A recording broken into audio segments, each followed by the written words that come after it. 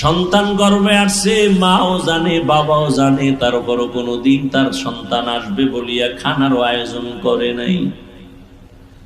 আল্লাহকে বলে নাই, হে মালিক, তুমি যে সন্তান আমাদের দান করেছো, তুমি খানার ব্যবস্থাও করে দিও, তাও বলে নাই।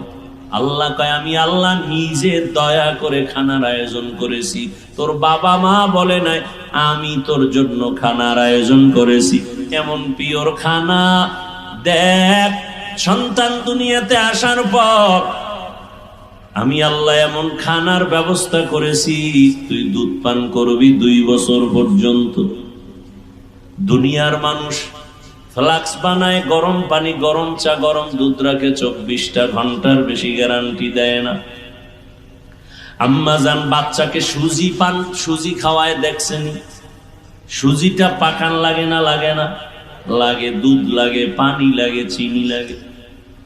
আগুন দিয়া সুজি পাকাইয়া এরপরে আবার ফ্যানের বাতাস দিয়া ঠান্ডা করে, এরপরে 2 থেকে 3-4 চামচ বাচ্চাকে দিয়া সুজি আবার ঢেকে রাখে।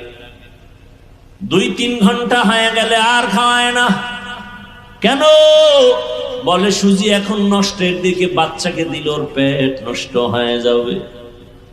আমি আল্লাহ এমন দুধ তোর জন্য রাখছি, চিনিও লাগে না, লবণও লাগে না, আগুনও লাগে না, পানিও লাগে না। আবার দেখ এমন খানা তোর মায়ের স্তনে রেখেছি রে বাবা, যেই দুধটা বেশি ঠান্ডাও না গরমও না। যদি একটু বেশি ঠান্ডা হয় তোর গলা নষ্ট হবে, আটকায় যাবে।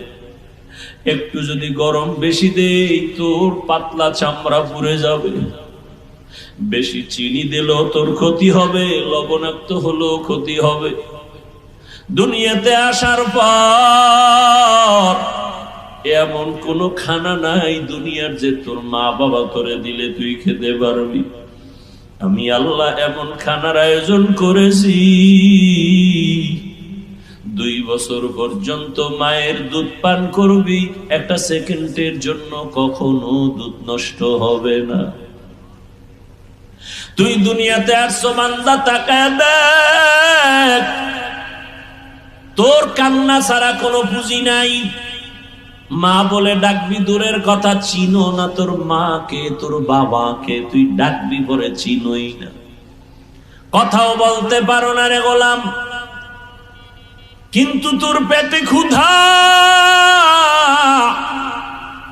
তোর পুঁজি কান্না, তোর বাথরুমের প্রয়োজন, বলতে পারো না আম্মু আমাকে